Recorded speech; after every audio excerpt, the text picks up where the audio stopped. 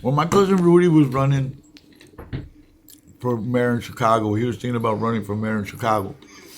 And he was using all the Latino bangers in the hood to get votes for him. You know what I mean? He was my dad's cousin. He'd come in front of our house by 23rd, talk to all the boys, give us pamphlets. We'd run them through the fucking island, you know, to everybody. Mm-hmm. He did it with the D's. He did it with the Keys. That's what he was doing. That's how he was going to win. Right. And they knew he was going to win because he was doing it on the north side too with the cold, whatever the fuck he was doing. He was doing his thing, bro. They smoked his ass because they didn't want a Latino mayor, bro. They gave him a little fucking library or where the fuck he got over there. But the truth is, they killed him because they didn't want a fucking Mexican mayor in Chicago yet. And the dude was going to win, bro. He was going to win, I'm telling you. He had everybody behind him. And they assassinated him with some goofball ass nigga from the hood. You know what I mean? Motherfuckers smoking sticks and shit. Go over there and kill him. It's supposed to be his family. They're supposed to be, Escobar is like a third cousin for me. I'm Escobar. He's Escobar. Rudy Lozano is a common relative to us. That's how come Rudy opened the door for his pussy ass. Because he considered him as family. And when he opened the door for him, he hit him. And then this fucking dude, he kills my dad's cousin. That's another. And don't even get no money for it, bro. They had a Latino, smoker Latino, that was running for fucking mayor of Chicago, bro. Think about that. I remember when I went to his wake too. I was a shorty that had it in Pulaski. It was fucking nuts, bro. There was a lot of all Latinos were coming, bro. I was a shorty and I was like tripping out. People crying. He was really known, dog. He probably would have been the mayor. He probably would have been the mayor. How old was he? Rudy? He was probably in his upper 30s when I was a kid, middle 30s. He was young, bro. He was my dad's younger cousin. So, you know, and then his brother Ralph used to live on the boulevard. Ralph Lozano, he used to live on the boulevard right there. So he was always at my house. So, you know, those are distant cousins and shit. I mean, for me, but for my dad, they were real close. Like I knew their mom and dad, Lupe and Ani. Mm-hmm. They used to come when we were little kids. They used to all come to Christmas parties by my grandma and grandpa's house, right? Or New Year's Eve parties and shit. That's how I know the Lozanos from that, from when I was a little kid. But after Rudy got killed, we kind of like, you know, when something happens like that, all the family just like, especially all the implications they were making with it. You know, he had all the, you know, putting bullshit on him. You know what I mean? Really, they just killed him because they weren't ready for a Hispanic man. Oh, they just picked a fucking crackhead, bro.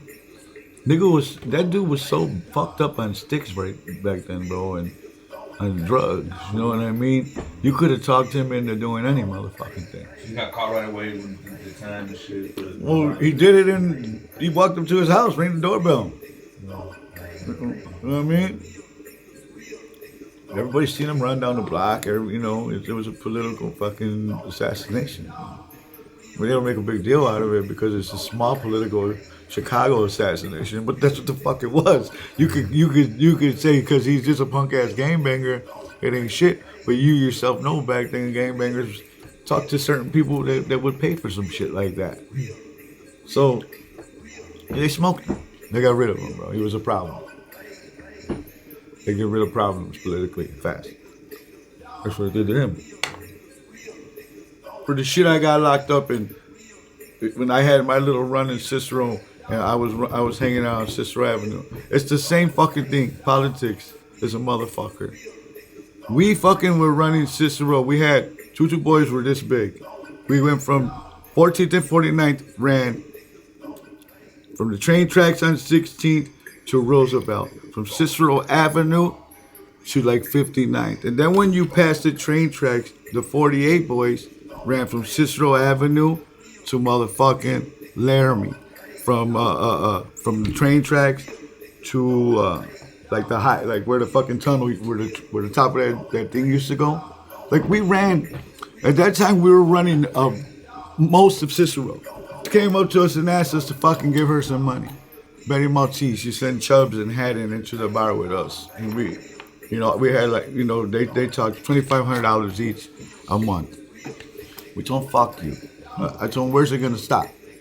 If we give you this money today, all of us, we start giving you money, where's it gonna stop? So, she fucking destroyed us, bro. She fucking politically, she took one of the families of two boys and outlawed them in Cicero and told them they could never live there. One family she sent to federal prison. The whole family, mom, dad, brothers, sisters, the whole Flores family went to federal prison because of that bitch. She called war on us. And as she was locking us up, all these little punk ass mobs that we were slapping around started moving in, like the Rasas, and it was all political. Where we fucked up in Cicero was when we fucking finally took it over and we had all the Mexicans in Cicero that we needed. We should have ran for office, one of us. Should have been smart enough to run for office. But we weren't. And that's what destroyed us. Political. This whole fucking city's nothing but politics, bro. If you're in the world of crime, we don't give a fuck who you are. Sooner or later, you're gonna get approached by somebody in politics that needs your vote, because whatever the fuck, that needs you to pass some shit around the neighborhood. So that's the way you fucking politics run the world, period. I don't give a fuck what anybody thinks. You could think you run your neighborhood, but if you ain't politically connected in your neighborhood, you ain't running shit. That's what I learned in that Cicero fucking whole thing that I got locked up for it. Gil got, my boy Gil, rest in peace, he got locked up for it. Rab's whole family on 14th and 49th, they took the whole family and put them in federal prison. Mom died in prison, brothers died in prison. You know what I mean? They outlawed us in Cicero, and they took our neighborhoods from us politically. No gang did shit to us. It was politically done. We still there, but politically they destroyed us because we controlled too much of of Cicero. We had a big ass swath, and everybody knew it. You know what I mean? And she did. That's what you fuck with politics. That's what you get. Betty Loren-Maltese. Yeah, that fucking bitch. It's more like, look, well, you got you, and then that crew right there, and that crew right there, and that crew.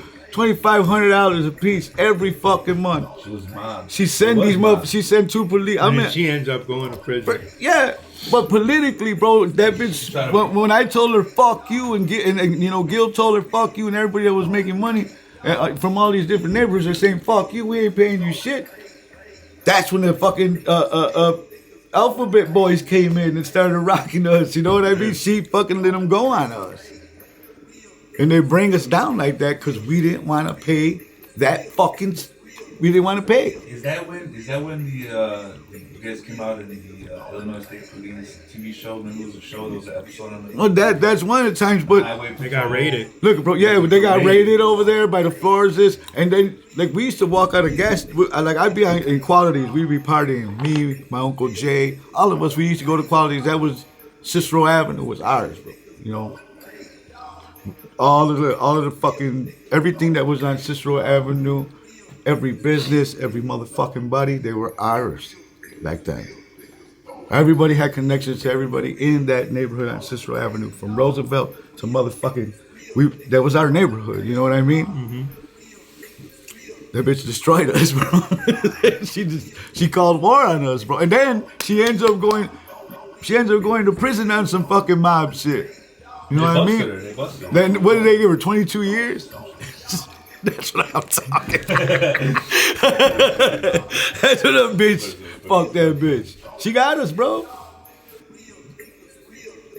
That bitch she was ruthless, bro. She was a ruthless bitch. That bitch come and she never face to face. She sent Chubbs and Haddon.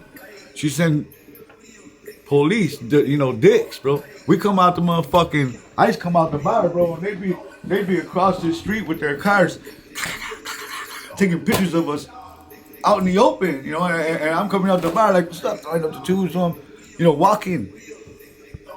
As soon as we told that bitch no, bro, it was over for us, bro. They vamped on you. They got us. They got us. I ended up going down. They got us, bro. They just that bitch. She was ruthless, bro. She wanted her money, bro. And we refused to get it. That's why when you see all these fucking other mobs. Oh, we took this and we took that, bro. You guys ain't never been in a political situation in your fucking lives, bro. Once those type of people approach you, bro, and you deny them, it's a war, bro. They destroy you. They pick you apart, bro. And that's the only reason you niggas exist in Cicero, period. So get the fuck out of here with your bullshit. It's the truth. There's only 2 mobs in Cicero that we gave permission, and I didn't want to give neither one of them permission. The 2-6 and the D's, I hated both of them. These motherfuckers, everybody, I had no say so. Or else they would not even be there. Fuck out of here. Bro, I'm telling you. Betty Maltese, that bitch was no joke, bro. You know, she opened a big ass bar, bro. Back then, she had a big ass bar in the middle of the warehouses. 2-story bar in the middle of the warehouses in Cicero. Uh-huh. You could walk in that motherfucker. She had an old school car in there. It was like a big ass warehouse bar upstairs. Really badass. I walked in there one time and said, "You get the fuck out of here." They wouldn't allow us in her bar. It was a nice ass bar too. Fucking bitch. No, they wouldn't let us in. Two boys weren't allowed. We actually got outlawed. She actually outlawed us. She federally outlawed us with the mob. She went to war against them. Yeah. The D's didn't even exist in Cicero yet. The D's didn't come to Cicero, get a block in Cicero till the 90s, and officially. That I hated. Everybody was arguing about this shit. Central guys? Yeah, especially them. They were arguing, they were pissed. I was pissed. I used to hang out with all them niggas, you know what I mean? I didn't want that shit. I lived there.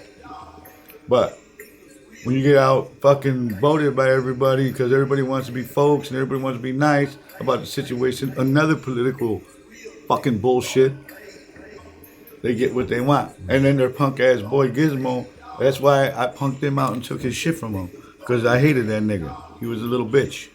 1-on-1, he was a bitch. But politically, they got what they wanted. They never took nothing, none of that. The only person that hurt us in Cicero is Betty Loren-Maltese. That bitch got us, dude. She was straight gangster, dog. She didn't fuck around. She was not gang. She was mob. Man, you a gangster, dog. That bitch came at us, dog. Bro, she came at us, bro. She tried to extort us all crazy, dog.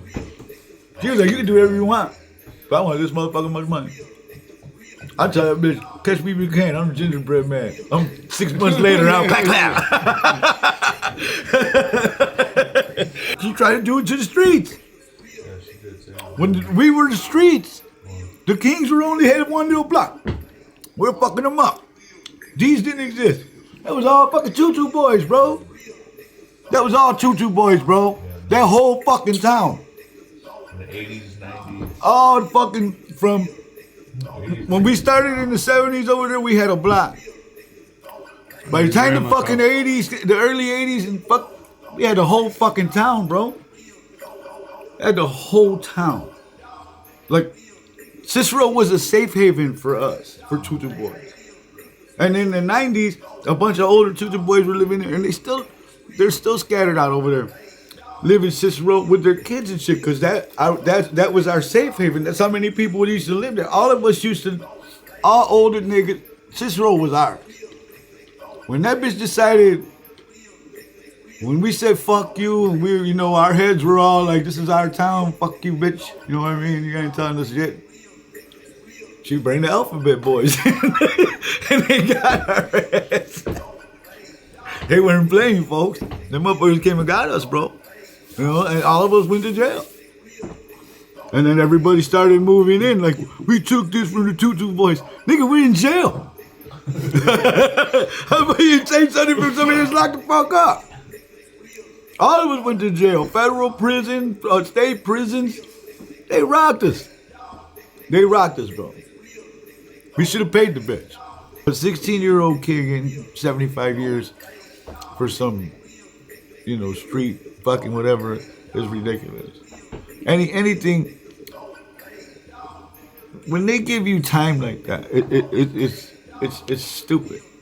What makes you think after doing 20 years in that motherfucker that I ain't learned my lesson? Why I gotta do more than that for anything?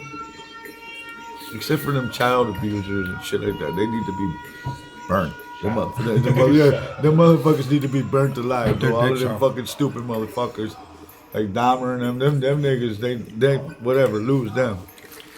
But regular niggas that are on the street living that life, 75 years is just ridiculous, bro. If you would have seen the transformation from him when he was a kid, 20 years later being locked up, you'd see two whole different fucking people. Now he's a grown man and he realized what he did and he regrets it or whatever the fuck he got in his mind, but he knows he's not gonna do it again. I don't give a fuck who you are. After you do 20 years in penitentiary, you know you fucked up. You know what I'm saying? There's no sense doing more than that. Over that's fucking just cruel and unusual punishment. All of the moms were cool. We knew everybody's mom. I used to be able to walk into Gil's house and his mom, hola, walk in there, she'd feed me, you know what I mean? Sanos' mom, his sister Gracie, I go in there and she'd hook it up and we'd be kicking it with Sanos, you know what I mean? I remember when they stabbed him up, bro, one time. He was in the window because he lived next door to me. The king stabbed him up all crazy. They chopped a little bit of his finger off, stabbed him in the head. They gutted him. This is when we were younger. Yeah. Right before, when we first started going to war with them. He was all high one night, walking down Cal with a brown and beige sweater on. Mm-hmm. And a bunch of older kings pulled up on him and tried to take his sweater. He wasn't having that, and they stabbed him up. He had his sweater on. He almost died. He crawled up, and he was in the middle of the street all full of blood, and the D's picked him up and took him to the hospital. They saved his life. But he had big ass. Back then, bro, ain't like now. Now these motherfuckers glue you together and you're good. Yeah. Back then, he had the Frankenstein staples, I got them motherfuckers. And I used to go in there and help him clean them, man, when I was a shorty, because he knocked on the window. I'll be standing in the house. I'll go in there and help him clean him up, because he was all stabbed up, bro. Yeah. He was stabbed up. They fucked him up. And they didn't get the sweater? No, they didn't get the sweater, but they almost Does anybody, because I remember the ones that me and you had. Yeah, I think Rennie Barron in fantasy got one. But anyway, I remember fucking going in there and all over, bro. His legs, his stomach, they gutted him this, his head, his back of his head. Man, they stabbed the shit out of him, bro. And that nigga lived, bro. I used to clean him all the time, bro, every day, bro. I told his ass, man. I used to feel bad for him, bro. He went through a lot of pain when we were kids, man. That dude was a fucking... If he took his shirt off, he looked like a softball. Damn. That's how much scars he had from warring for this mob, bro. That's why when motherfuckers talk about Tutu Boys and they don't know who that man is, bro, that man went through some shit. Bro, every gang was in that little neighborhood. There was no gangs on the south side like that. All Latino gangs were in that neighborhood, bro. You know what I mean? On the south side, that was Latinos. That was our area. That whole strip, 18th Street. They were all right there. So you had a lot of motherfucking lunatics running around back then, And if there was social media back then, bro, believe me, it was more of a personal thing, so close in like that. You know what I mean? Like, if you were a known motherfucker, they hunted you down personally back then. Yeah, they did. You know what I mean? Yeah. They didn't just come to the motherfucking neighborhood. And you knew there was something going on. It's the same way with us. Yeah. I don't mean to cut you off, but I'm glad that you were saying that. But like the way that we were talking about the tattoos and the drawings. And how all these gangs do. So how Daly, like I told you, how he cleaned everything all up. And then after they changed it now, then the newest thing was those magazines, right? They started writing all that art in those magazines, right? Then they had the Lowrider magazine, and then they had some other kind of magazine that they were writing, and then you see all the little Tutu Boy art or all the different gangs, and they were disrespecting each other. Now, well, that changed. Now the techies got a little more different. Now they're into the cameras. Now they're into all this stuff, and now they're on there, getting on here doing all this. So it's like everything that's going on right now is evolving with time. It evolves with time. Some people, they evolve with it. You understand what I'm saying? And then you have those that, am I knocking those dudes that are evolving? No, I ain't. Hey, more power to you. But what I'm telling you is, all this here, you're putting yourself on Front Street. Oh, when you're out there shining. Yeah, you're putting yourself on Front Street. You're fucking it up for yourselves. See, that's you don't understand that because you was locked up. But back in them days, when we were kids, and a motherfucker came up, cars, rims, bumping system, motherfuckers out here shining. You know what I mean? And there was a lot of niggas out there shining on all sides. Everybody was making money. You know what I mean? Yeah. But you're right. That's what fronted us up. That's what fucked us up. We were shining too much. You know what I mean? You're making too much money. You're $60,000-$70,000 a week on your bed. These motherfuckers are right out the door, waiting to come in your fucking house. You know what I mean? Trip. Back then it was way different. It's not nothing like today. Today's all fucking crazy. There's way more. I don't know. Man. It's just way more personal back then. Like you personally knew who you were fighting with. Yeah, I mean, because again, it fell with, there was more honor and more respect to the game. If that was the game that you was in, you know how it was. A gangster. That was how it is. Look, nigga, you shot me, I'm gonna shoot your ass. I got you. Don't trip. I mean, bam. A lot of that shit went on. What was on the street stayed out there. Leave that shit out there. And they would call it street justice. And they wouldn't even call police. They wouldn't even call the fucking police. Or the police would even orchestrate.